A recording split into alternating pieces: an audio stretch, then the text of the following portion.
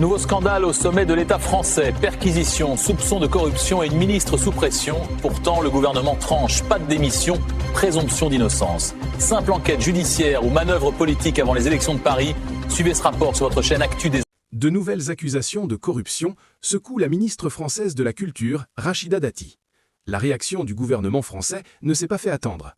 Après les perquisitions menées au domicile de Rachida Dati, l'exécutif exclut catégoriquement toute idée de démission. La porte-parole du gouvernement, Maud Brejon, a déclaré aux médias français qu'elle ne souhaitait pas voir la ministre impliquée dans une nouvelle affaire de corruption. « Il n'y a aucun problème », affirmait-elle, ajoutant que Rachida Dati a toujours clamé son innocence. Elle est bien sûr présumée innocente jusqu'à preuve du contraire. Jeudi, des perquisitions ont été effectuées au domicile de la ministre, mais aussi à la mairie du 7e arrondissement de Paris, qu'elle dirige.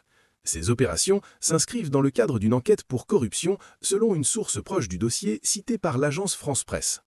Rachida Dati est soupçonnée d'avoir perçu près de 299 000 € de la société française GDF Suez, lorsqu'elle était députée européenne, sans en déclarer l'origine.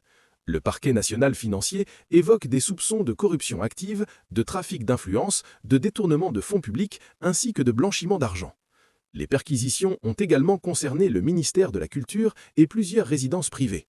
Cette enquête a été ouverte le 14 octobre dernier et confiée à 2 juges d'instruction à Paris. Candidate à la mairie de Paris, Rachida Dati dénonce des accusations diffamatoires et affirme que les documents évoqués ont déjà été examinés par la justice.